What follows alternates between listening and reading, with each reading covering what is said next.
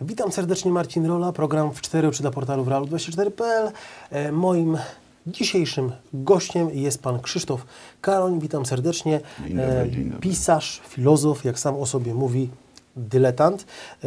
Przyznam, że troszeczkę o czymś innym jakby sobie zrobiłem research i chciałem zrobić z panem program. Na coś innego się przygotowałem, ale oczywiście wolę, jak pan mówi. Ma pan jakby swój taki własny jedną opcję tematyczną, jaką jest wolność, i o tym możemy dzisiaj porozmawiać. A właściwie pan będzie mówił. Nie, będziemy rozmawiać. Dobrze. Bo ja mam zamiar użyć pana jako, nie chcę powiedzieć królika doświadczalnego, ile jako reprezentanta niższej społeczeństwa. Okej, dobrze. To jest dobra opcja, w dobrą stronę idzie. Ale ja, ponieważ wchodziłem do studia, a ma to związek, wchodziłem do studia i kątem ucha, jeżeli ucho ma kąty, wychwyciłem wypowiedź mojego poprzednika tutaj, pana Jakubiaka. Tak. I ona brzmiała, o ile dobrze pamiętam, że jak nam tam ktoś odda 2 biliony, to my sobie za to szybko po prostu zbudujemy fantastyczne, nie do końca wiem co. Chodzi o reparacje wojenne, żeby Niemcy nam oddali to, co ukradli. No tak, i dobra, no oddadzą, nie oddadzą, to jest inna sprawa, ale teoretycznie oddadzą nam i my w krótkim czasie jesteśmy w stanie odtworzyć co? Państwo polskie, najprawdopodobniej tutaj chodzi o II Rzeczpospolitą. O co? O II Rzeczpospolitą. Czyli to państwo sprzed 1939 roku. Gospodarkę, potencjał i tak dalej. No ja podejrzewam, że pan Jakubiak miał przede wszystkim na myśli potencjał gospodarczy. No gospodarczy, dokładnie. No. I to jest prawda. Ale to jest kompletnie pozbawione podstaw to myślenie. Bo? Dlaczego? Ponieważ niech pan sobie wyobrazi, że dostajemy 2 biliony i kupujemy na świecie najnowocześniejsze technologie, najnowocześniejsze maszyny. Przywozimy to wszystko do Polski, odtwarzamy przemysł. I kto ma w nim pracować? Znaczy Ukraińcy? Aha, chodzi o to, że nie mamy fachowców. No to o czym rozmawiamy? I to mówi skądinąd bardzo sympatyczny pan Jakubiak, który ma prawo coś takiego mówić jako biznesmen. Natomiast on jest w tej chwili posłem. No jak się mówi na tematy społeczne i państwowe i się opowiada takie, przepraszam, mówię z całą sympatią, ale dyrdymały, to ręce opadają. Ponieważ większość programów naszych milusińskich sprowadza się właśnie do opowiadania takich rzeczy. Kupimy sobie, kupimy, no dobra. I kto będzie obsługiwał te najwyższej jakości maszyny? Czym? Grabiami? Śrubokrętem? Ale pan dobrze wie, że to jest i tak, po pierwsze, niezbyt prawdopodobną opcją jest, że Niemcy nam to zwrócą, ale się starajmy. Nawet gdyby musieli nam zwrócić 2 biliony, to się nie stanie w dzień, tylko nie wiem, w 50 lat na przykład. Będzie to rozłożone jakoś tam. Nie, proszę pana. Wiem, o co panu chodzi. Nie. Okay. Właśnie trzeba myśleć odwrotnie. Bez względu na to, czy nam Niemcy coś oddadzą, czy nie oddadzą, bo to się okaże, to my i tak musimy odtworzyć polski przemysł, bo bez tego nic z tego. Prawda? No, dokładnie. No więc nawet jeśli przyjmiemy jakiś plan, że ten przemysł będzie się w ciągu jakiegoś czasu odtwarzał, bo nabierzemy kredytów, bo tam zainwestujemy, bo ograniczymy kradzież VAT-u. No trzeba ograniczać kradzież VAT-u. No ale przecież to jest chore. Oczywiście, że tak, nie należy ograniczać tego, tylko trzeba najpierw powsadzać złodziei do więzienia. To ograniczymy, ale to nie o to chodzi.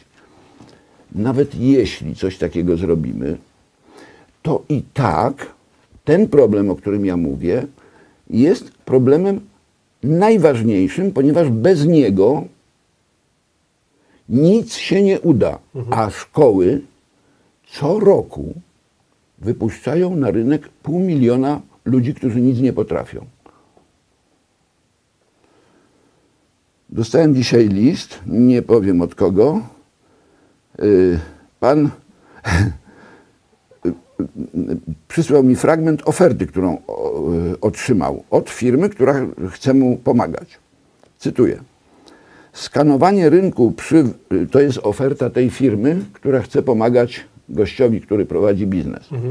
Skanowanie rynku przy wykorzystywaniu najnowszych technologii informatycznych z obszaru big data oraz targetowania behawioralnego pozwala nam m.in. odnaleźć klientów zainteresowanych Państwa ofertą jeszcze zanim rozpoczną oni aktywne poszukiwanie dostawców na własną rękę. To jest oferta, którą dzisiaj wysyła polskiemu przedsiębiorcy absolwent czy produkt naszego systemu edukacji i wychowania. Proszę pana, jeśli ci nasi milusińscy nie przestaną opowiadać andronów o jakichś wizjach z Księżyca, a nie zaczną mówić o tym, co jest absolutną podstawą wszystkiego, czyli nie zaczną mówić o pracy, no to jest po prostu bicie piany. I właśnie z tego powodu zaproponowałem, żeby dzisiaj porozmawiać o wolności. Jak najbardziej. Ponieważ jest to najbardziej zaraźliwy mit, najbardziej wąglik, HIV, tryper i cokolwiek jak pan połączy, to jest mniej zaraźliwe od tej gangreny, którą ideolodzy zapuszczają młodym ludziom do mózgów w postaci hasła wolność. I ja dzisiaj wyjaśnimy, co to jest wolność. Zaczynamy? Jak najbardziej, proszę Dobrze, bardzo. to teraz pytam pana jako przedstawiciela, reprezentanta. O matko. Nie, to bez bólu. Damy radę jakoś. Bez bólu. Pan kończył jakieś studia, nie pytam jakie, ale prawdopodobnie były to studia raczej humanistyczne. Raczej tak. Tak? Czy w trakcie studiów, albo może wcześniej w szkole, ktokolwiek przedstawił panu jakąkolwiek czytelną definicję wolności? Nigdy nie. Byłem zbulwersowany tylko tym, że musiałem się Baumana uczyć. No, dajmy spokój. Ale nigdy nie było. Ale mimo to, praktycznie rzecz biorąc, wszystko kręci się wokół tego pojęcia. Wszyscy chcą wolności, prawda? Nikt nie chce zrezygnować z wolności. Wszyscy chcą jakiejś wolności. A dominująca obecnie ideologia, a w zasadzie dwie dominujące ideologie, czyli marksizm i różne odmiany liberalizmu. Przepraszam, muszę skorygować za szybko, bo liberalizm, do niego zaraz dojdziemy. Marksizm nawet opiera się na założeniu, że kultura w ogóle jest systemem opresji, jest systemem, która niszczy wolność. W związku z tym tę kulturę trzeba zniszczyć, bo ona niszczy wolność. Czyli ta wolność jest czymś bardzo takim, no jak ją można zniszczyć, to ona jest czymś bardzo konkretnym i bardzo wartościowym. Natomiast libertarianie na przykład, wystarczy zajrzeć do encyklopedycznej definicji, to tam się mówi o tak zwanej samowłasności, bo człowiek jest własnością samego siebie itp. I tak dalej, ale tam podstawą jest idea tak zwanej wolności negatywnej, czyli wolności od przymusu. I teraz pytanie jest, co to jest tak naprawdę ta wolność, jeśli cała cywilizacja białego człowieka w zasadzie kręci się w tej chwili, nie w tej chwili, od kilkudziesięciu lat wokół tego pojęcia. No bo albo to jest jakaś fata morgana, albo jest to coś konkretnego, co można wziąć do ręki i urealnić.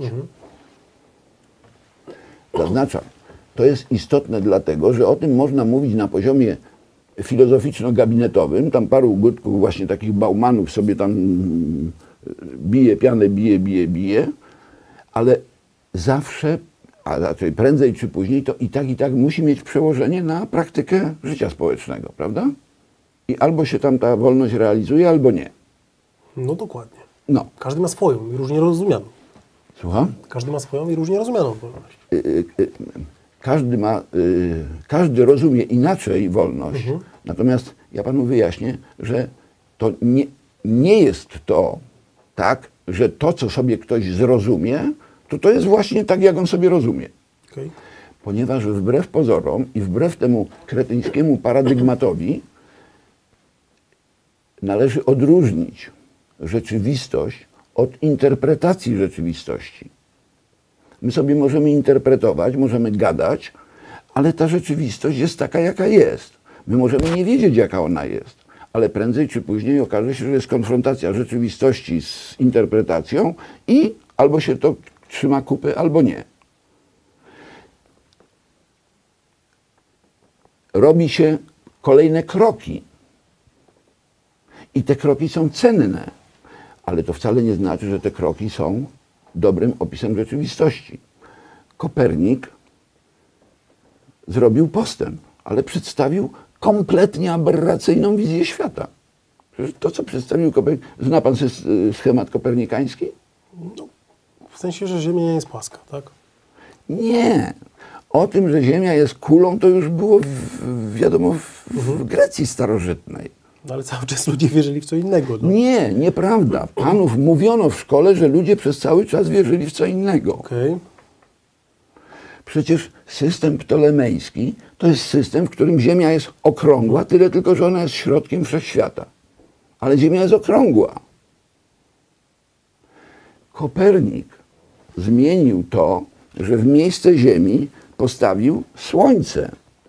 Ale on też był przekonany, że Słońce jest środkiem wszechświata i tam potem są te planety, a potem te kolejne sfery niebieskie. No i mówił nawet, że sfery niebieskie są wykonane z przeźroczystego kryształu, dlatego ich nie widać. Kopernik sadził takie durnoty. To w niczym nie umniejsza wielkości dokonania, które on zrobił. Ale to był kolejny krok i dzisiaj to można się z tego śmiać. Zresztą koncepcja Kopernika została odrzucona przez astronomów i przez długi czas po Koperniku obowiązywał na świecie inny system, geocentryczny, system Tycho Brahe. Kojarzy pan? Nie bardzo. Nie musi pan, no bo pan jest humanistą. A szkoda, bo widzi pan, takie rzeczy powinny być przed maturą. To powinna być wiedza elementarna, bo to są proste rzeczy i dlatego bardzo ciekawe. Ale jakby pan zobaczył, jak sobie wymyślił Tycho Brahe świat, w którym Ziemia jest w środku, a wokół Ziemi krąży Słońce, wokół którego krążą planety.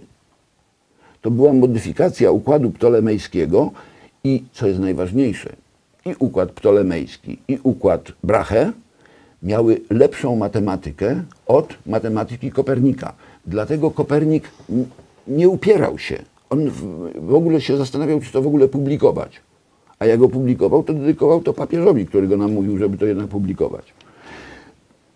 Te obłędne, propagandowe bzdury, które się wsącza ludziom w szkołach, to jest oddzielna zupełnie historia. Natomiast tak to wyglądało.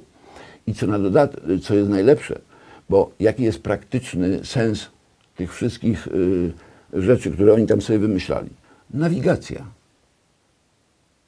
Przecież cała nawigacja, która funkcjonowała również, i to nawigacja pełnomorska, która funkcjonowała również w starożytności, opierała się na systemie ptolemejskim. I co? Nie trafiali do portu? No, trafiali. Widzieli, jak statki znikają tam w dali. Co oni tam widzieli, to widzieli, ale oni również posługiwali się tablicami nawigacyjnymi. I one były wyliczone z matematyki ptolemejskiej. Nie rozwijajmy tego tematu, wie pan, bo musielibyśmy wejść na temat ciemnoty, którą jest dzisiejsza tak zwana nauka.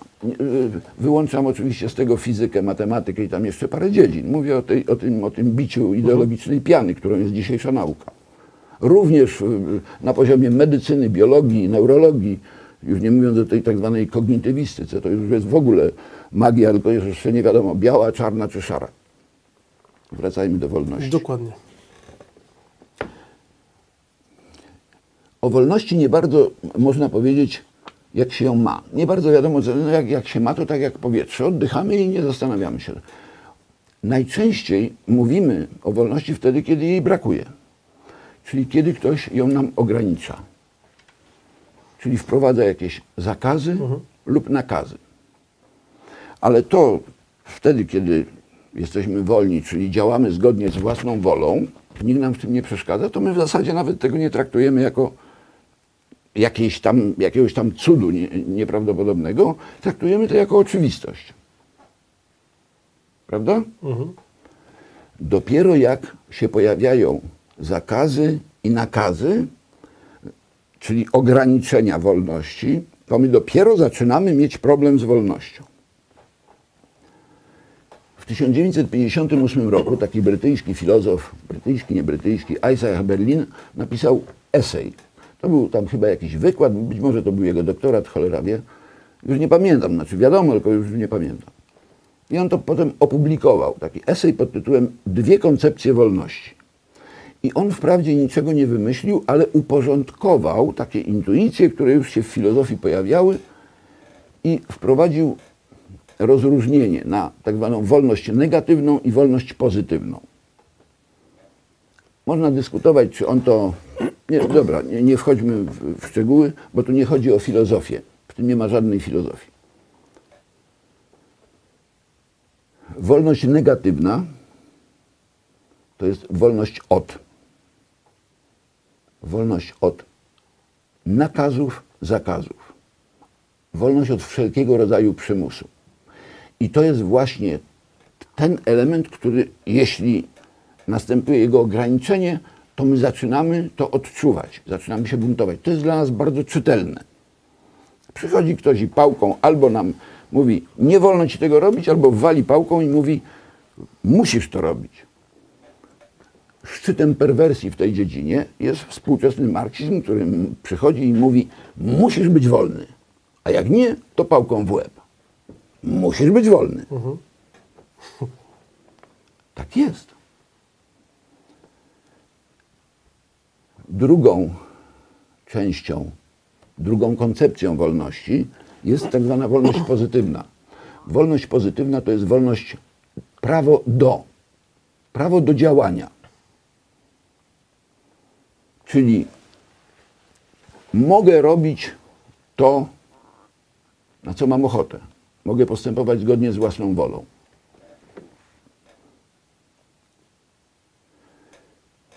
Nie ma sensu w tej chwili wchodzić w dywagację, czy Berlin, który to opisał, traktował to jako, nazwijmy to, dwie strony tego samego medalu, czy też to rozłączał, bo to jest u niego dość perfidnie zagmatwane.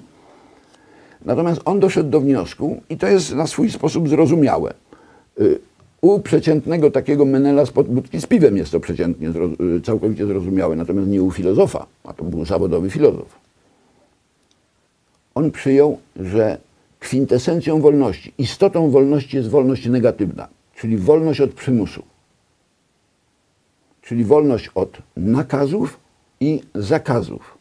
Natomiast ta wolność pozytywna, którą się realizuje w sposób taki zupełnie oczywisty, jest taką jakąś dziwną wolnością i nie będę tu wchodził w niuanse, bo dla oszczędności czasu, ale bardzo polecam te eseje.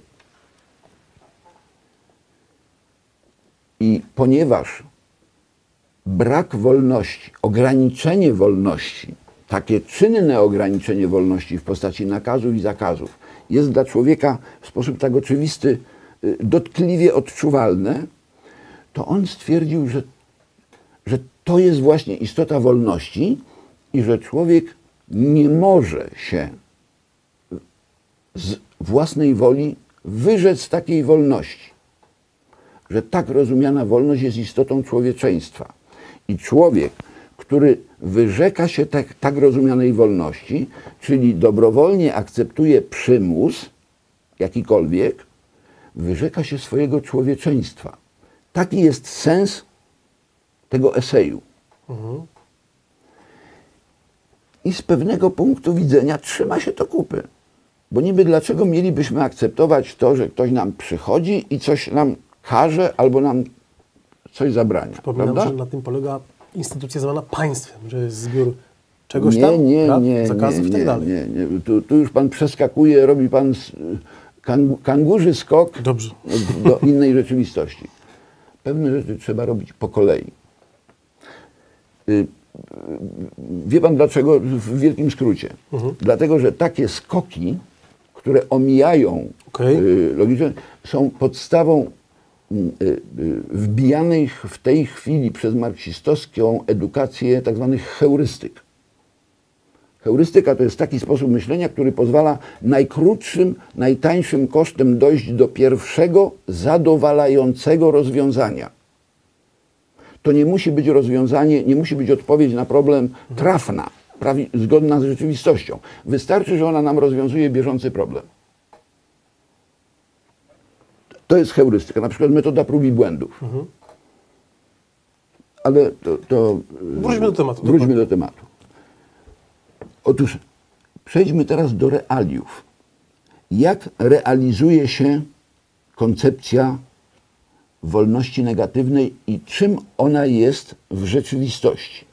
Bo w sformułowaniu takim, nazwijmy to semantycznym, to ona jest brakiem zakazów i nakazów, brakiem przymusu, brakiem ograniczeń. Ale do czego ona się sprowadza w istocie? W istocie ona się sprowadza do tego, że jeżeli ja chcę coś robić i przychodzi ktoś i mówi, nie wolno ci robić, to jest oczywiście ograniczenie mojej wolności negatywnej. Ale w momencie, kiedy nie ma, ja mówię, odwal się, kończy się przymus, to ja jestem w takiej sytuacji, w której chcę coś robić i to jest, proszę pana, koniec wolności negatywnej. Bo jeśli bym chciał cokolwiek robić, to już muszę mieć, to już wchodzę w sferę wolności pozytywnej. Dokładnie. Bo wolność pozytywna jest prawem do działania zgodnie z własną wolą. Czyli brak zakazu niczego nie zmienia w realnej mojej sytuacji, poza tym, że ja jestem wolny od przymusu, ale nic z tego nie wynika. W dalszym ciągu siedzę. Bo żeby zacząć działać, to już muszę sięgnąć do wolności pozytywnej. Siedzę w bezruchu. Natomiast jeśli przychodzi ktoś, i to się najczęściej, no może nie najczęściej, ale bardzo często się zdarza, przychodzi ktoś z pałką i mówi, masz robić to, co ci każe. To do czego to się sprowadza w praktyce? Jeśli ja mówię, nie, domagam się wolności negatywnej i twój przymus mnie nie interesuje. To się sprowadza do tego samego. To znaczy, że ja nie muszę robić tego, co on mi każe. Ale ja jeszcze nie mogę robić tego, na co mam ochotę, bo to już jest wolność pozytywna. No właśnie czekam. Czyli ten taki, nazwijmy to, właśnie jak to nazwać? Ta opcja, w której teraz jesteśmy. Wolność negatywna? Nie, bo teraz się zamknęła wolność negatywna. Ale jeszcze nie wykonujemy wolności, więc jesteśmy w takim zawieszeniu jakby. Nie, normalnie jesteśmy. Nie. To jest właśnie, jeśli by pójść tym nowomodnym językiem, to jest właśnie konstrukt myślowy, który jest pułapką zastawioną na debila. Ponieważ debil sobie wyobraża, że jeśli mu nikt niczego nie nakazuje, albo nikt niczego mu nie zabrania, to że to jest jakakolwiek forma realnej wolności. Czyli że ta wolność negatywna ma jakieś przełożenie na praktykę. Otóż nie ma. Koncepcja wolności negatywnej, czyli wolności od przymusu, na której opiera się cały nowy marksizm i na której opiera się przynajmniej znaczna część różnych odmian libertarianizmu. Nie mówię już o liberalizmie, bo tam to w ogóle szkoda o tym mówić.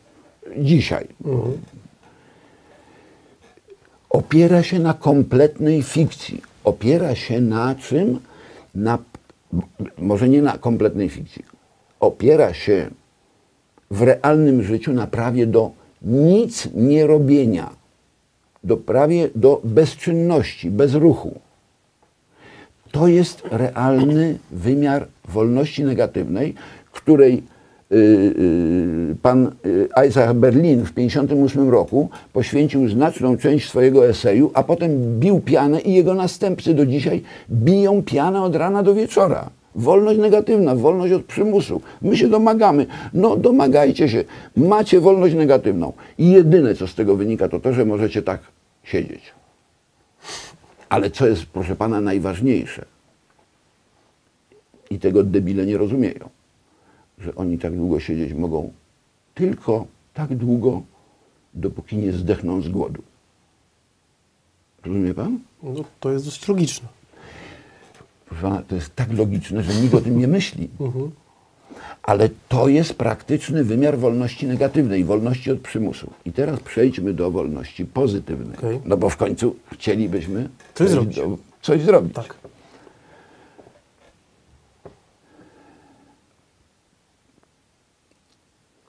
Oj, muszę chyba trochę kranówki. Na spokojnie. To jest dobro. Kranówka? Cokolwiek. Szklanka, kranówka, powietrze. Okay. To jest dobro. To jest takie coś, co służy do zaspokajania potrzeb. Mam potrzebę. Ta potrzeba może być różnego typu. Mam potrzebę działania również. Z jednym, jedynym wyjątkiem. A w zasadzie półtora wyjątku, ale zaraz do tego dojdę. Okay. Z jednym, jedynym wyjątkiem,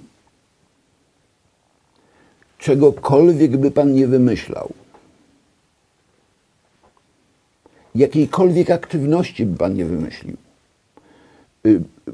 Później, jakby trzeba było, to mogę udowodnić, łącznie z myśleniem. Mam na myśli kwalifikowane myślenie, a nie myślenie na zasadzie, że tu się ukuje, to mózg przepracuje i ja robię, bo to nie jest myślenie. Ale dla wielu w tej chwili to już jest myślenie. Dla kognitywistów to jest myślenie. Okay. Do wszystkich działań, jakie pan sobie może wymyśleć i które mógłby pan chcieć robić zgodnie z własną wolą, potrzebuje pan dóbr. Dóbr. Dokładnie. Bo mam potrzeby. Bo ma pan potrzebę działania i żeby to zrealizować, Tak. w tej chwili nawet dyskusyjne stało się to, czy takie dobro jak powietrze jest, no nazwijmy to za darmo. Bo w Japonii tam już czasami ludzie mieszkają w Tokio na pyskach z kagańcem i że trzeba je oczyszczać. W Krakowie też to się dzieje zdarza, już tak, powoli. czy na Śląsku. Dokładnie. Woda, wodociągi, oczyszczalnie i tak dalej, no chyba, że ktoś chce się zaopatrzyć w kałuży, no, albo w Wiśle, prosto z Wisły. Można. I to bez użycia szklanki, tylko pysk w wodę i ciągnąć. Ale to się może źle skończyć, dokładnie. Niektórzy mogą. Tak.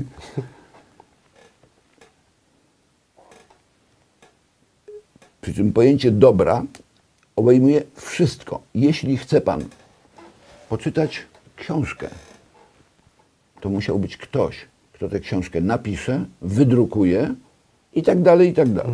Chce pan posłuchać muzyki, no oczywiście może pan kijem walić w ścianę czy w drzewo, no to w ten sposób wychodzą bardzo zresztą interesujące style muzyczne, do których dzisiaj wracamy.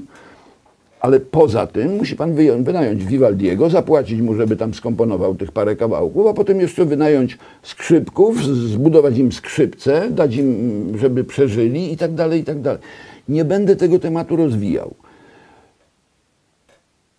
Wszystkie, jakiekolwiek pan nie wymyśli, realizacje realne wolności uzależnione są od posiadania dóbr materialnych i niematerialnych, które umożliwiają tę wolność. Dokładnie.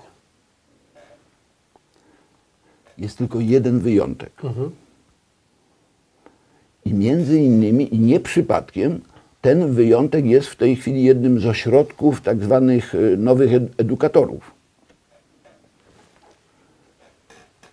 Jedyną potrzebą, jaką... Inaczej. Jedynym działaniem, które zaspokaja potrzebę, a do którego nie potrzeba żadnego dobra, jest samogwałt. No tak. Proszę pana, to jest bardzo dobrze wymyślone. To półtora, bo ja powiedziałem, że półtora, no powiedzmy sobie szczerze, można jeszcze dłubać w nosie Można. drugą ręką. Prawda? Jak ktoś ma dwie ręce. Jak ktoś ma dwie ręce. Okej. Ale samogwałt też można na dwie ręce.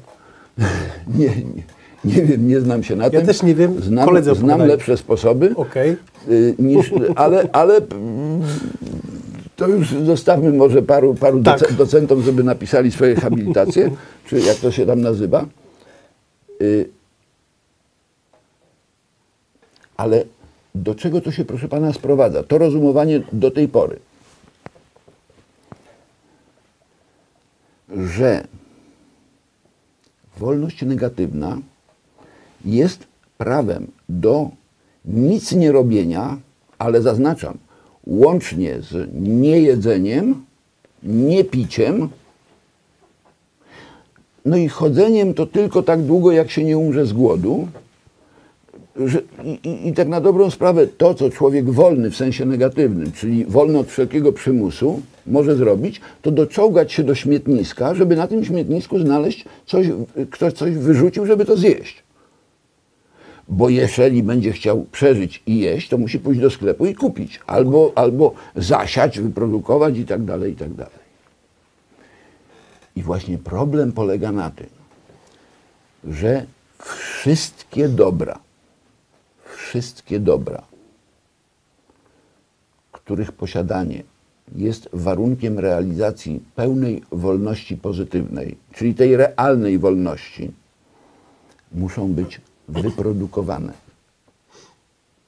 I w tej chwili, no jeszcze czasami z wyjątkiem powietrza.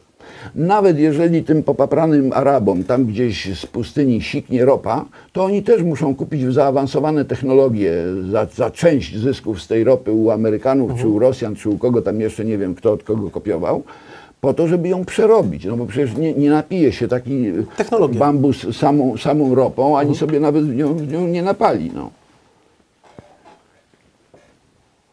To jest, proszę pana, bardzo ważne, o czym ja mówię, ponieważ ja mówię o takiej rzeczywistości, która jest w tej chwili notorycznie pomijana. Wszystkie publiczne, polityczne, ideologiczne rozmowy na jakikolwiek temat są kompletnie oderwane od rzeczywistości, ponieważ w nich nie ma spełnionego jednego podstawowego warunku. Mianowicie, skąd brać te dobra? Bo na czym rzecz polega? Rzecz polega na tym, że żeby wyprodukować jakiekolwiek dobro, to trzeba ograniczyć komuś wolność negatywną. To znaczy, trzeba go poddać przymusowi. Trzeba go zmusić do tego, żeby poszedł do szkoły i się uczył. Trzeba go zmusić do opanowania kwalifikacji. Bo ja nie mówię o kwalifikacjach typu tam pogrzebię sobie w ziemi i jak coś znajdę, to dobrze. Nie, mówię o współczesnym świecie. A ci debile żyją we współczesnym świecie i rozsiewają tę gangrenę ideologiczną we współczesnym świecie, infekując przepraszam, 500 000 debili, którzy co roku w Polsce wchodzą na rynek pracy, mając kompletnie zdemolowane mózgi. Otóż, żeby wyprodukować jakiekolwiek dobro, łącznie z pisaniem poezji, które ktoś chciałby przeczytać, zaśpiewaniem piosenki i tak dalej, bo to przecież no, jest nieomalże nieograniczona liczba możliwości, które można, ale do każdego z nich trzeba się czegoś nauczyć i trzeba poddać się, co jest bardzo ważne, szczególnie we współczesnym świecie, reżimowi produkcji. Ponieważ wprawdzie coś tam z ziemi, jakąś gagułę, to może ktoś sobie wyciągnie sami pędraka, jak jest bardzo głodny, ale po to, żeby funkcjonowały sklepy i tak dalej, to musi być i po to, żeby na dodatek te dobra mogły być powszechnie dostępne. Czyli żeby wolność mogła być nie w deklaracjach, ale realnie, żeby mogła być powszechnie dostępna, to te dobra, które służą do zaspokajania, do realizacji realnej wolności, muszą być powszechnie dostępne. Czyli one muszą być i w dużej ilości, i muszą być na tyle tanie, żeby przeciętny pracujący człowiek mógł je kupić. A do tego jest potrzebny przemysł, który szczególnie dzisiaj potrzebuje wysoko wykwalifikowanych ludzi. I po to, żeby wyprodukować tych wysoko wykwalifikowanych ludzi, wobec tych ludzi musi być zastosowany co? Nauka, wolność? Przymus. Przymus. Przymus pracy czy przymus nauki? Wszystkiego. Okej. Żeby... Ja dlatego powiedziałem, że to jest piąte pojęcie podstawowe, bo wcześniej w mojej serii, teraz się będę reklamował, Historia sztuki na YouTubie, tam są filmy pojęcia podstawowe, ale Polecam. o tym też będziemy tutaj kiedyś, jak dojdzie do tego, będziemy rozmawiać. Nie, no Ja będziemy. dzisiaj specjalnie zacząłem od wolności. Po to, żeby człowiek opanował jakąkolwiek umiejętność kwalifikowaną, poza jedną, jedyną rzeczą, poza umiejętnością kopulacji i samogwałtu, bo tego się człowiek jakoś nauczy, nawet jak się nie nauczy, to jakoś tam mu wyjdzie i trafi. Z jedzeniem jest już gorzej, bo do tego trzeba mieć wyprodukowane żarcie. A wydalanie? Słucham? A wydalanie? No, jestem skłonny powiedzieć, z tym, że tutaj raczej jest to taka, powiedziałbym, wyrafinowana forma produkcji niż konsumpcji. Bardzo wyrafinowana, to Bardzo trzeba wyrafinowana. przyznać. Ale ma pan rację, tak, wydalanie jest fenomenalnie. To abstrakcjonizm ekspresjonistyczny, to jest właśnie wydalanie Okej. na poziomie artystycznym i dzisiejsza sztuka krytyczna, ale nie wchodźmy w ten temat. Wracam do rzeczy. Dokładnie. Tylko nie wiem, w którym momencie już się pogubiłem. Mówiliśmy o przymusie. Widzi pan, z przymusem jest taki problem, że z tego zostało stworzone jakieś monstrum. I to jest produkt ostatnich kilkudziesięciu lat. To jest produkt ostatnich kilkudziesięciu lat i ten obłęd, ten strach przed pojęciem przymusu, użyciem przymusu jest produktem marksizmu. Bo w libertarianizmie on się pojawił dopiero, libertarianizm jest młodszy. Libertarianizm w tej wersji jest odnogą marksizmu, tylko że libertarianie o tym nie wiedzą. To dzisiaj nie wchodźmy w to. Strasznie by się zirytowali na to, co pan powiedział. Tak, oni do mnie piszą tam pod filmami i tak dalej i to wymaga dłuższego wywodu, ale proszę pana, to wymaga właśnie takiego wywodu, jak w tej chwili mówimy o wolności. Żeby ludzie idąc po kolei, a nie przeskakując, gdzie jest im tam wygodnie, żeby zrozumieli, gdzie robią błąd w myśleniu. Otóż największym osiągnięciem ludzkości jest to, że w pewnym momencie, mówię to w wielkim uproszczeniu, bo sprawa jest na tym poziomie dość skomplikowana, bo nie wiemy, jak to się stało, kto zainicjował ten proces, ale to, że człowiek wzniósł się powyżej poziomu zwierzęcia i to, że rozwinął pewne umiejętności, które człowiek może rozwinąć, ale zwierzę nie może rozwinąć, no bo zwierzę nie zatańczy na puentach. Chociaż konia można w cyrku nauczyć tego, ale to nie o taki taniec chodzi.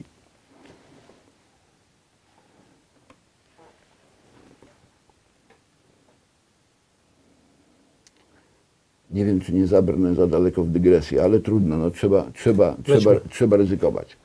Otóż największym osiągnięciem ludzkości i tym, że powstała w ogóle kultura, było to, że w pewnym momencie ktoś kogoś zmusił do tego, żeby wyjść poza tak zwane działanie spontaniczne, spontan, teraz, mit współczesności, spontan, wszyscy jesteśmy spontaniczni, kreatywni, wypróżniamy się bez przerwania snu.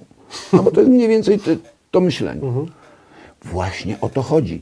Cały marksizm się sprowadza do sprowadzenia człowieka do takiego poziomu. kreatywnego wypróżniania się. Że kiedyś ktoś kogoś po raz pierwszy zmusił do tego, żeby podjąć wbrew oczywistej i grożącej mu nieprzyjemności, podjąć wysiłek, który umożliwi mu zdobycie wysokich kwalifikacji. Taka jest istota kultury. W związku z tym, jeśli małe dziecko, i to dotyczy nie tylko perspektywy, nazwijmy to, ewolucyjnej, to dotyczy również perspektywy każdego pojedynczego życiorysu. Czyli jeśli ma pan niemowlaka i tego niemowlaka na pewnym etapie życia, bo tutaj no, tu musielibyśmy wejść w psychologię rozwoju, nie ma sensu, ale ogólna zasada jest taka, że jeśli tego niemowlaka na pewnym etapie życia nie zacznie się ukierunkowywać i zmuszać do tego, żeby on zaczął robić pewne rzeczy, to on nigdy nie wyjdzie poza poziom, w tej chwili mówię z bardzo dużym takim zaokrągleniem, poza poziom odkrywanych kilkadziesiąt lat temu jeszcze, czy sto kilkadziesiąt lat temu, tak zwanych społeczeństw dzikich. Chociaż to jest to jest bardzo niesprawiedliwe wobec społeczeństw dzikich, ponieważ społeczeństwa dzikie wbrew pozorom miały bardzo, bardzo skomplikowaną i bardzo skodyfikowaną kulturę. System prawny i tak dalej. Ludzie sobie nawet nie zdają sprawy, jak to były jak silna była struktura społeczeństw dzikich, bo gamoń tego nie zrozumie. Bo gamoń, jak nie ma napisanego prawa, to on w ogóle nie wie o tym, że jest prawo. Natomiast tamte społeczeństwa, które traktujemy jako dzikie, to były społeczeństwa, które istniały przez prawdopodobnie przynajmniej kilkanaście, jeśli nie kilkadziesiąt tysięcy lat w niezmienionej formie. I myśmy je odkryli w końcu XIX wieku, no prawdopodobnie w takiej formie, w jakiej były, nie wiem, 1000 lat wcześniej. Prawda? Proszę pana, ale one trwały dlatego, że te przepisy były wprasowane w ich kulturę.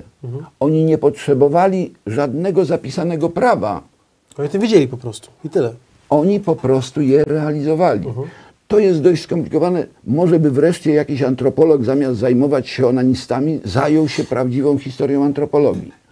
Ponieważ od czasów, w gruncie rzeczy jedynym człowiekiem, który cokolwiek w tej dziedzinie zrobił, był nasz Malinowski.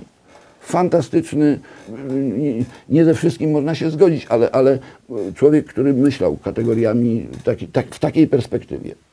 Ale wracajmy do rzeczy. Jak najbardziej. Bo to już chyba koniec się kończy. Jeszcze nie, cały czas pana słucham. Ile jeszcze mamy? No, jeszcze mamy spokojnie, mi się wydaje, z pół godziny. O, to dobrze. Tak. Bo już myślałem, że wypadliśmy za bandę. Nie, jest dobrze, jest dobrze. Staram się, słucham cały czas pana, żeby niczego nie przegapić. Dochodzimy w tej chwili do najprostszego, ale fundamentalnego problemu. Ująłbym to w ten sposób, że realizacja pełnej wolności, realnej wolności, oczywiście zakłada, że nikt mi nie przeszkadza w robieniu tego, co chcę zrobić, ale ta pozytywna strona, ta pozytywna część wolności sprowadza się w gruncie rzeczy do możliwości, nie do prawa, tylko do możliwości konsumowania dóbr. Jeśli gdzieś robię błąd, to trzeba mi go wytknąć. Tyle tylko, że ja zawsze będę odpowiadał. Dobra, chcecie podróżować, to tylko powiedzcie mi, kto w takim razie podstawi samolot, kto go wyprodukuje, kto wynajmie pilota, kto mu zapłaci, kto go wyszkoli, kto tego, jak oni się nazywają, kontrolerzy lotów. No, kto wybuduje pas startowy i tak dalej, i tak dalej, i tak dalej. Bo to jest rozmawianie o realiach.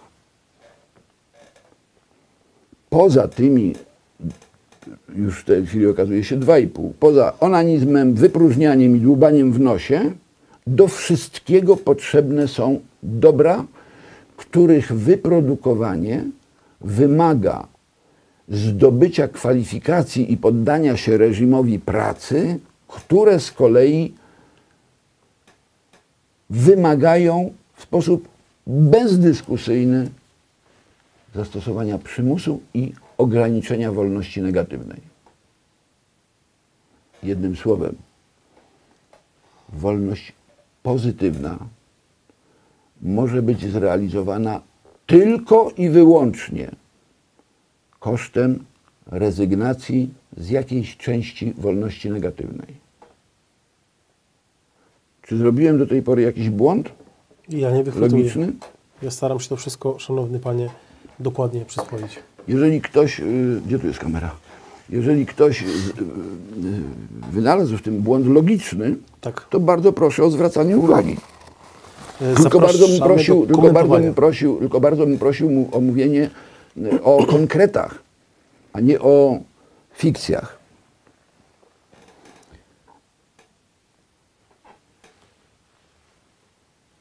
Istnieje możliwość, ale co to oznacza? To oznacza, że jeśli człowiek, który chce dysponować wolnością, jakby to skrócić, bo to się robi za długie. Mam taką drobną swoją wstawkę. Przyjmijmy, że jestem studentem i się po prostu pytam pana, jako profesora. Jeżeli ta wolność jest mi ograniczana w taki sposób, że na przykład, jak w niewolnictwie kiedyś, że chciałem coś zrobić, ale cholera nie mogłem, bo miałem to siłą zabrane, tak? Nie mogę po prostu tego zrobić i koniec. To co? No właśnie, więc jak coś takiego nazwać? Ale co jak nazwać? Bo nie wiem, o czym pan mówi. To ograniczenie wolności. Bo tu mamy wolność pozytywną, negatywną, tak? I mamy przymus. No, niewolnik ma ograniczoną wolność. Czyli negatywna cały czas. To jest. Dobrze myślę? Nawet gorzej. Taki niewolnik, który również w sensie formalnym, ja już nie mówię na poziomie antropologicznym, bo to jest zupełnie oddzielny temat, ale w sensie formalnym, ma ograniczoną wolność, jest po prostu niewolnikiem, jest zniewolony. Okej. Została mu zabrana jakaś wolność.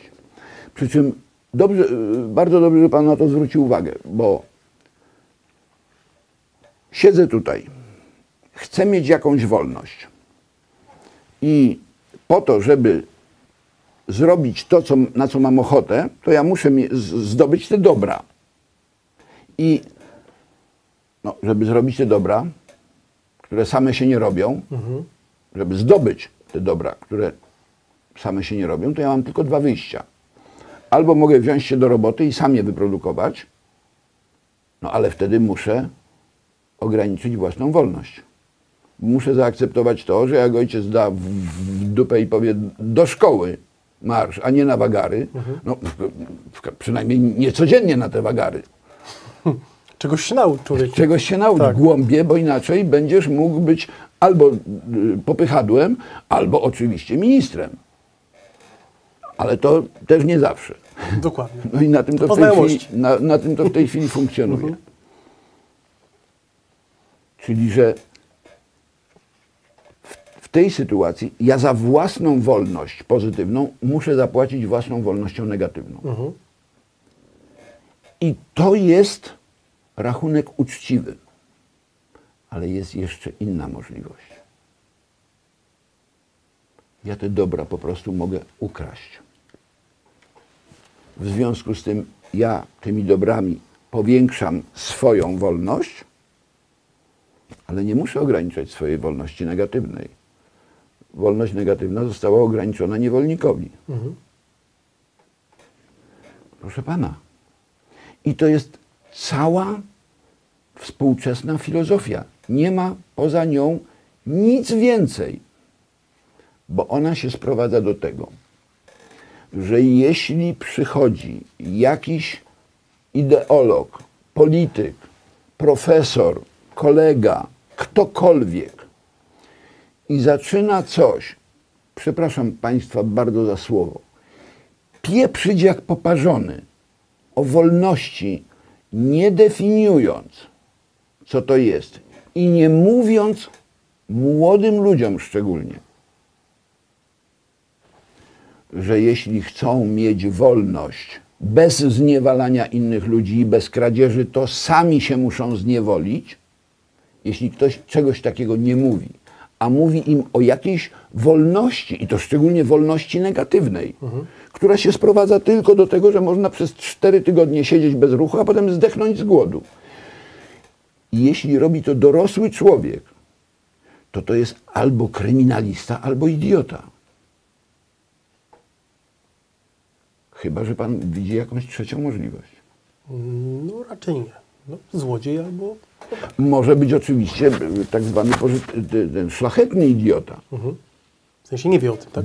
To znaczy, no, dobry, ale mnóstwo w tej chwili, niech się pan rozejrzy, no, dookoła. Ilu jest takich, którzy mówią, przepraszam, no już wolę nie tego, ale no, niech pan popatrzy, no, chłopaków, wszystkich, nawet nie ma co patrzeć, czy po lewej, czy po prawej stronie, no.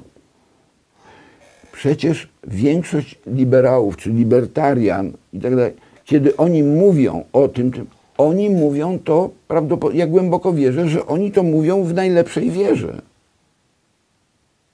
Ale oni nigdy w życiu nie przerobili, nie przeszli tej jednej kartki. A myśmy jesteśmy teraz w 2/3. Ładnie nam idzie.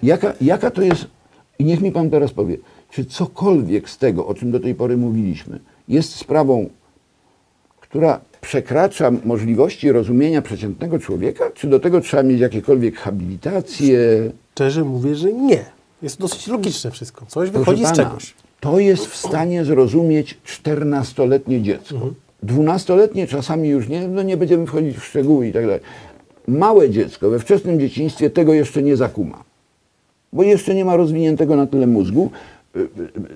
Podkreślam, jeśli oczywiście było wychowywane, to znaczy jeśli było wcześniej zmuszane do tego, żeby zacząć ćwiczyć umiejętność myślenia.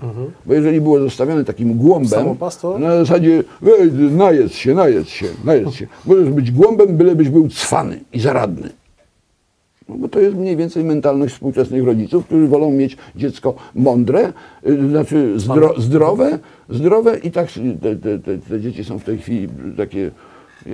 Jakie to zdrowie? To wystarczy poczytać informacje Ministerstwa Zdrowia. Połowa to kaleki. No bo debile siedzą cały czas przed komputerami i nawet nie potrafią talerza podnieść, bo im wypada z rąk. Bo tak są nauczeni. Natomiast w większości przypadków no, dziecko ma być, no nie, nawet niech będzie takie głupawe, ale żeby było takie cwane, zaradne. Proszę pana, jeśli ktokolwiek, komukolwiek proponuje taką wolność, że od razu na wstępie nie mówi, jaką cenę trzeba będzie za nią zapłacić, to natura ludzka jest tak skonstruowana. Ta biologiczna część natury ludzkiej, że nie będzie się wbrew swojemu własnemu biologicznemu interesowi dopatrywać, a czy ja tu przypadkiem nie powinienem jeszcze tego uzupełnić, bo ten facet chyba nie mówi wszystkiego, to ja muszę sam domyśleć się, że ja jednak będę musiał się wziąć do roboty. Większość ludzi, im większy głąb, tym chętniej, przyjmuje tego typu ideologię. Ale co się za tą ideologią kryje? Że jeśli oni nastawiają się od małego i wyrastając potem, i jeszcze na dodatek to im się wbija w głowy na studiach. Jeśli oni wyrastają w tym tak zwanym, jak to się ładnie mówi, paradygmacie, to oni nie rozumieją tego, że jeśli dostają w rękę, jeśli biorą w rękę jakiekolwiek dobro, które powiększa ich wolność, to oni zyskują wolność, ale to dobro powstało kosztem ograniczenia wolności producenta.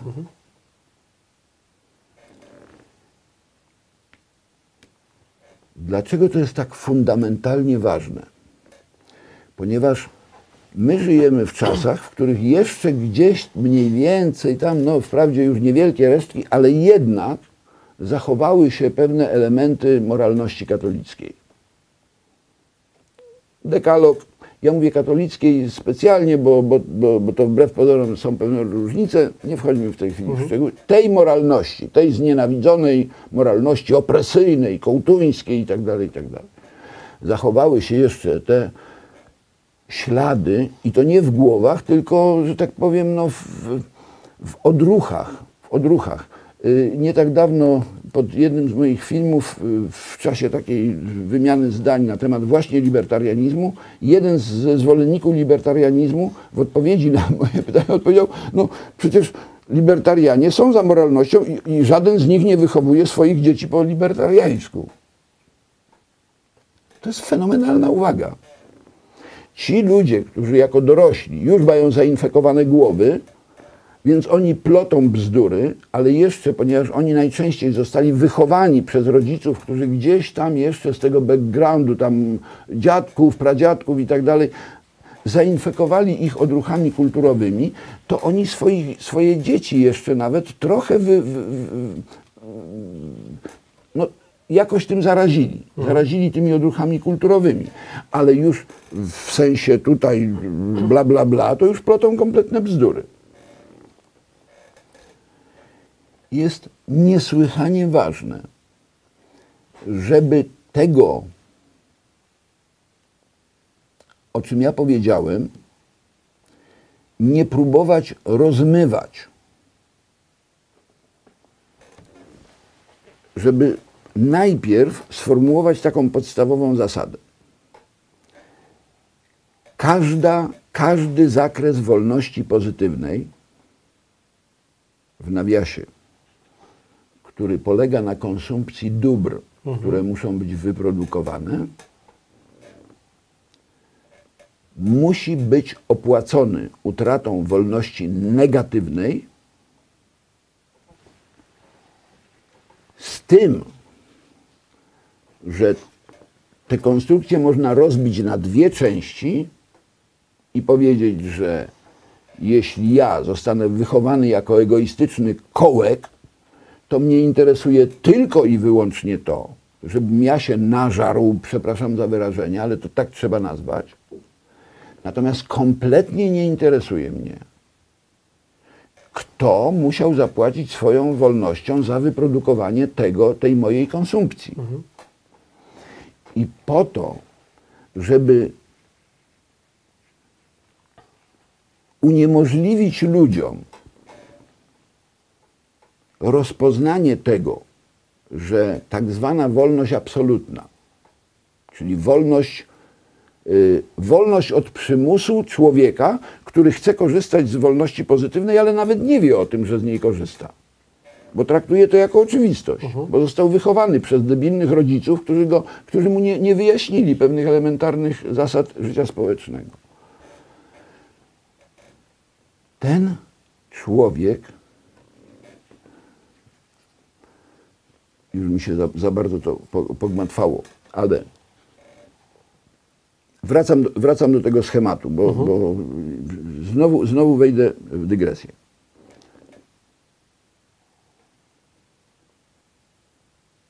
Jak ja o tym opowiadam i jak jest to wynikiem takiego no, w miarę logicznego i jednak już dość długiego wywodu, to każdy jest w stanie, nawet jeżeli ma opory, to nie może przeczyć rzeczom oczywistym. No nie ma szans. Ale w momencie, kiedy o każdym z tych tematów byśmy rozmawiali osobno, z tych elementów, no to nagle okaże się, że są jakieś tu tak zwane konteksty i one to wszystko rozmywają.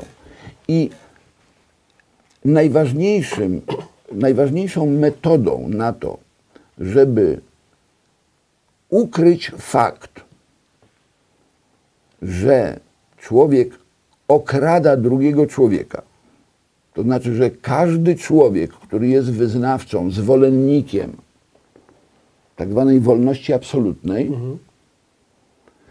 musi być złodziejem i proponuje ideologię, która się sprowadza do legalizacji kradzieży. Z tym, że oczywiście najłatwiej, szczególnie w świecie, w którym zostały jeszcze resztki tej starej moralności, która się sprowadza w gruncie rzeczy do jeden jej fundamentów, no to po prostu nie kradnij. No. Krótko. To tak banalnie brzmi, jakieś tam paciorki, jakieś przykazania, dylu, dylu na badylu. A tu jest właśnie dokładnie to. To jest właśnie, jaki jest ten background, do którego wcale nie jest potrzebna ta frazeologia ekonomiczna, filozoficzna i tak dalej, i tak dalej.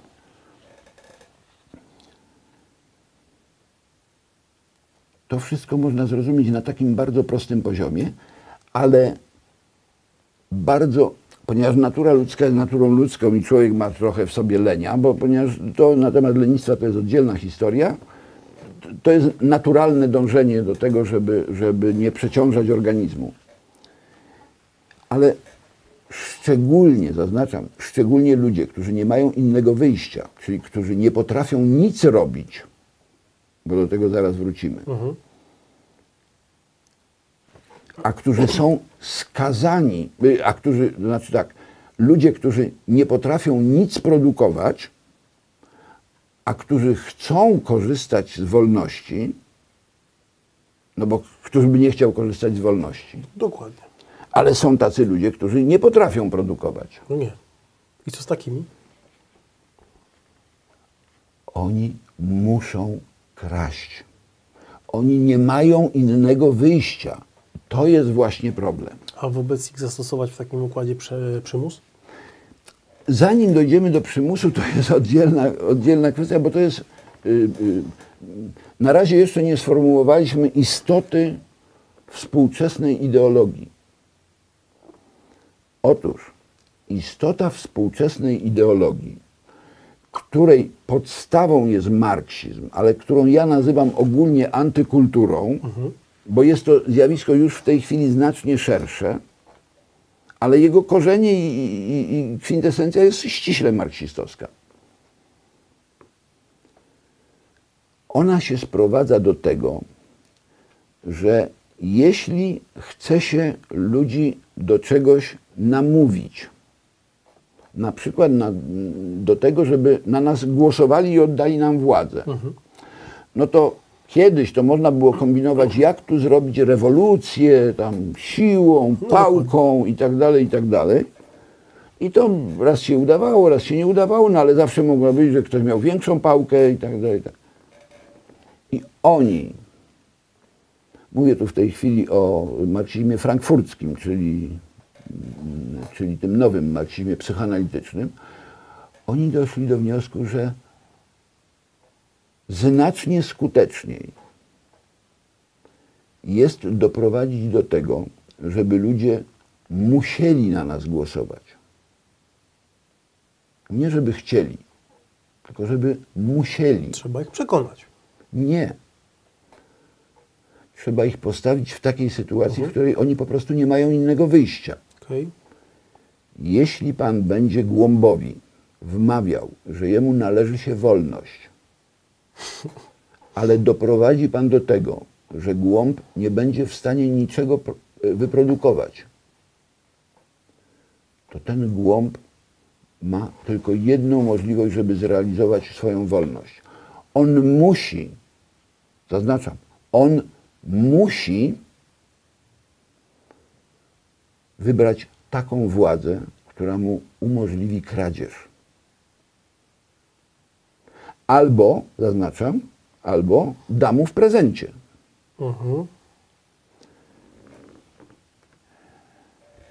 My jesteśmy w tej chwili jeszcze na etapie, w którym ta władza, na którą głosują już miliony ludzi, którzy nic nie potrafią produkować pożytecznego, ale chcą korzystać z wolności, kiedy miliony ludzi jeszcze w tej chwili dostają od tych, na których głosują, czyli od tak zwanej władzy, dostają dobra w prezencie.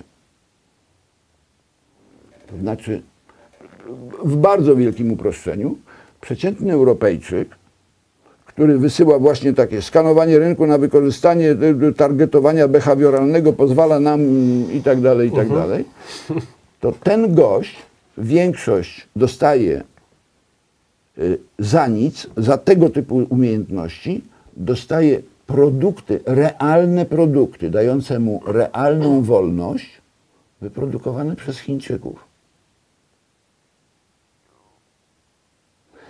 Nie ma najmniejszej potrzeby, żeby wchodzić nawet na pierwszy stopień analizy ekonomicznej, bo zaraz w takim momencie zaczyna, no a czy się to Chińczykom opłaca, czy się nie opłaca, zaczyna się cała to bicie piany, które jak się przejrzy na YouTubie wykłady różnych tam liberałów, libertarian i tak dalej, to tam się ciągle pojawia, a niestety w tej chwili już po prawej stronie też, z tym, że prawica w ogóle nic nie chce o tym mówić. Bo prawica w tej chwili chce wmówić społeczeństwu, że, przepraszam, że to mówię, ale to trzeba powiedzieć, bo to jest niesłychanie ważne i niesłychanie niebezpieczne. Prawica próbuje w tej chwili wmówić tak zwanym młodym patriotom, że wolność można zdobyć patriotycznym poświęceniem, wie pan, religia się w to wplata, te wszystkie hasła i tak dalej, i tak dalej. Ja z tych haseł, broń Boże, ich nie lekceważę. One są niesłychanie ważne, ale one są ważne na wyższym piętrze tej konstrukcji. Natomiast oni nie mają, oni się boją powiedzieć, czyli prawica, tak zwane elity prawicowe, w tym również, ja do tego zaliczam również tak zwanych antysystemowych kukizowców, endecję, wszystkie te inne rzeczy. Oni boją się powiedzieć wprost i wyraźnie swoim wyborcom, że te wszystkie hasła i te wszystkie wartości, o których oni mówią, są oczywiście niesłychanie ważne i są niezbędne, ale z nich nie wyprodukuje się chleba i butów. Chleb i buty wyprodukuje się rękami i te ręce bolą. No, Dokładnie. w lepszym przypadku mózgiem, ale w tym mózgu też No, się wiemy, jak to gotuje. wyprodukować, tak, dokładnie. No, ale najpierw trzeba było na dupie swoje odsiedzieć. Iść w szkoły, tak. Czyli tak czy inaczej prędzej sprowadza się do tego, że pierwszą rzeczą, którą trzeba wyjaśnić społeczeństwu, jest to, że warunkiem wolności, jakiejkolwiek wolności, poza negatywną wolnością siedzącego w bezruchu, no może niekoniecznie w bezruchu, dłubiącego w nosie onanisty na śmietniku, to warunkiem każdego zakresu realnej wolności jest ograniczenie czyjejś wolności. I człowiek ma tylko i wyłącznie dwie możliwości. I do tego się sprowadza cały konflikt, że tak powiem, no, tak trzeba to nazwać, cały konflikt historii ludzkości. Cała historia ludzkości sprowadza się do dojrzewania. W bólach oczywiście. To długo by o tym mówić. Niewielki fragmencik będzie w mojej książce tego aspektu poruszony.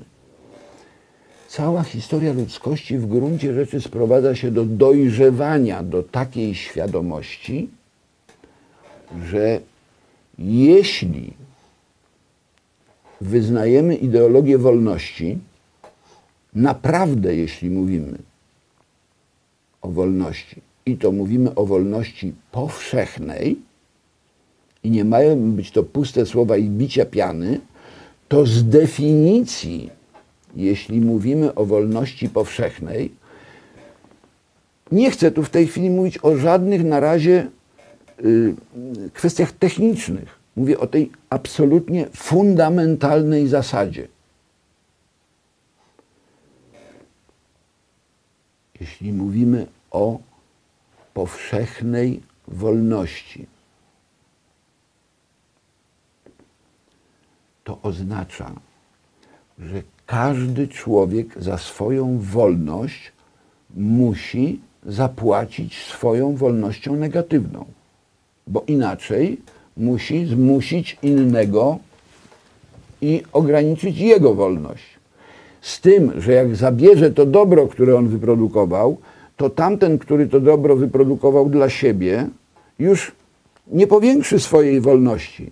Tamten został ograbiony definitywnie, a nierób i pasożyt został, że tak powiem, wyzwolony kompletnie i definitywnie, ale tylko i wyłącznie kosztem wolności czyjejś. I zarówno o lewej stronie to nie mówię w ogóle, bo oni przecież... Problem polega na tym, że lewa strona doskonale o tym wie. Oni doskonale o tym wiedzą i cały nowy marksizm się sprowadza do tego, żeby ten mechanizm, który oni zrozumieli, żeby wprowadzić w życie i doprowadzić do tego, żeby z tej zdecydowanej większości, ale ogłupionej, zrobić robocze woły. A oni jako cwana mniejszościowa, postępowa elita będą tą hołotą zarządzać. Bo do tego się sprowadza tolerancja represywna Marcusego. Otóż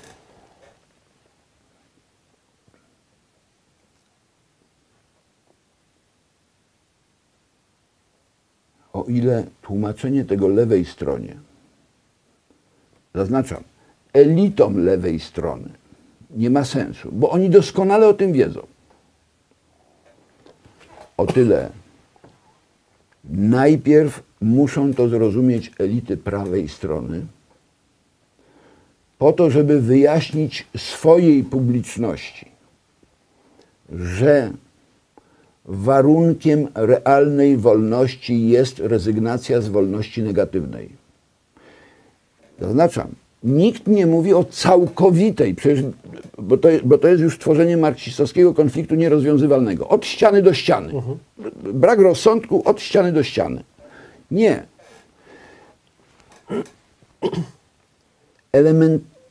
Elementarnym składnikiem mentalności dojrzałego człowieka musi być to, że za własną wolność pozytywną płaci się własną wolnością negatywną. To znaczy, że tyle mam wolności pozytywnej, ile poświęciłem wolności negatywnej. Poświęcę mało wolności negatywnej i zarobię 5 złotych, no to kupię sobie tenisówki i pójdę do Paryża na pieszo. Poświęcę więcej wolności, zarobię na bilet lotniczy, to wsiądę w samolot i polecę do Paryża w innym komforcie. Ale za każdym razem ja decyduję o tym i podejmuję decyzję i potem ponoszę odpowiedzialność za to, ile chciałem swojej wolności poświęcić. Ale wolno mi poświęcać tylko swoją wolność. Natomiast ta marksistowska hołota namawia ludzi do tego, inaczej, wmawia ludziom, że oni mogą mieć wolność realną, nie poświęcając swojej wolności negatywnej, nie poddając się jakiejkolwiek formie przymusu. I kulturę na dodatek traktują jako formę przymusu. I teraz jest najlepsze, proszę pana. Otóż oni mają całkowitą rację. I to jest najtrudniejsza rzecz, którą trzeba wytłumaczyć ludziom, którzy są zwolennikami kultury, bo oni nie rozumieją, co to jest kultura.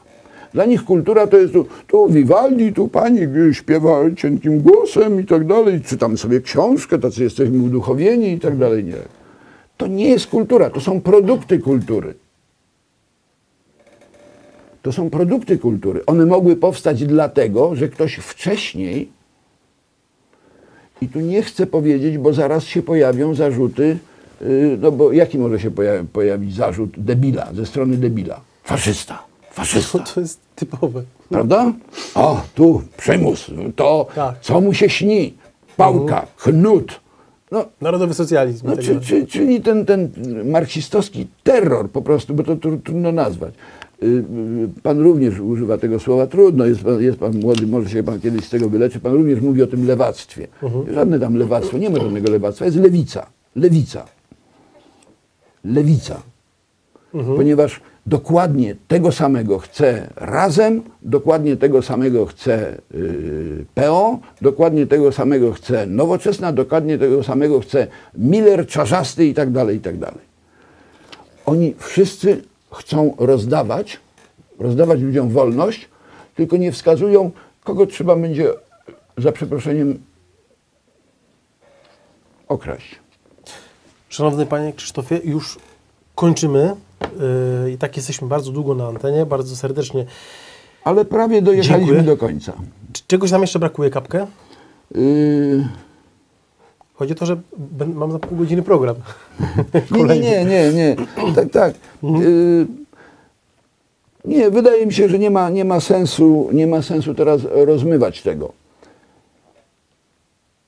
Jeśli człowiek za własną wolność pozytywną nie zapłaci własną wolnością negatywną, to musi okradać innych ludzi. Natomiast jedyny błąd, i to podstawowy błąd, który robi prawa strona i który dała sobie wmówić przez lewicę, to, że przymus jest tożsamy z przemocą.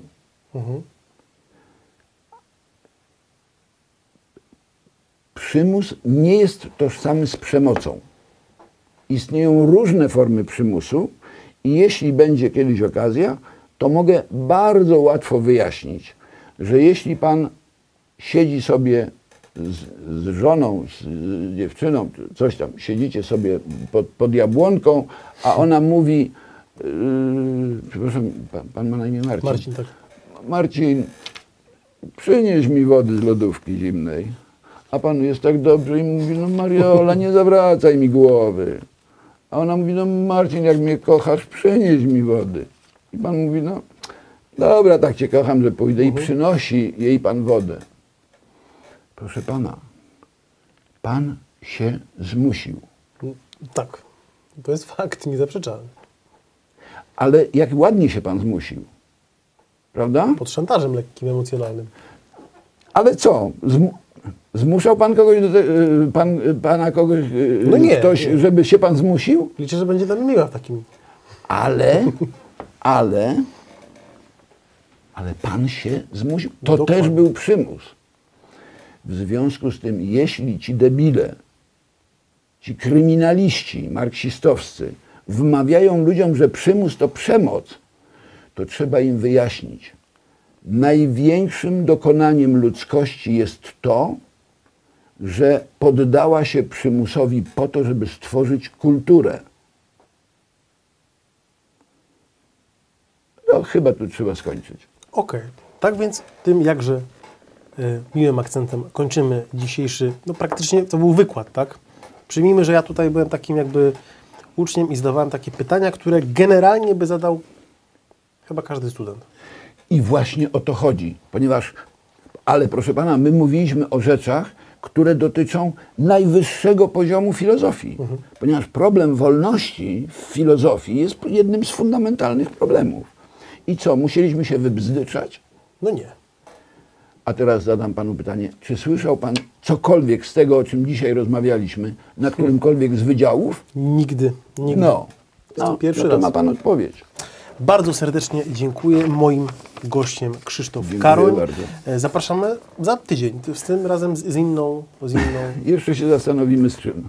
Jeszcze się zastanowimy z czym. Jak najbardziej będziemy informowali. Zapraszam na wralu24.pl, na Facebooka, Twittera i tak dalej. Bardzo serdecznie Wam dziękuję, że jesteście. Dziękujemy za wszystkie wpłaty, bo to dzięki Wam możemy rozwijać naszą telewizję. Przypominam, że od września startujemy z programami live już praktycznie codziennie. Oczywiście obserwujcie nas na Facebooku i na naszej stronie wralu24.pl. Przepraszam, Tak. muszę panu wejść słowo, to Proszę. pół minuty. Parę dni temu słyszałem, że ten pan coś mówił tak jakoś dwuznacznie o misji telewizji. To było akurat w Ja odniesieniu... mówiłem? Tak, Ja powiedziałem, że misja nie istnieje. Właśnie o to chodzi. Właśnie o to chodzi. Właśnie o to chodzi. Więc proszę tego pana słuchać z pewnym dystansem, ponieważ ja mam zamiar popracować nad tym panem, O matko. żeby dokładnie na tej samej zasadzie, żeby zrozumiał, że kwintesencją tego zawodu, który zaczął wykonywać, no pan już jest przecież zawodowiec. No nie, spokojnie. Coś tam robię, no. Tak, pan jest zawodowiec. Że kwintesencją tego zawodu jest właśnie to słowo. Ale do tego dojdziemy, spokojnie. No tutaj akurat I pełna zgoda. I do pana należy wybór.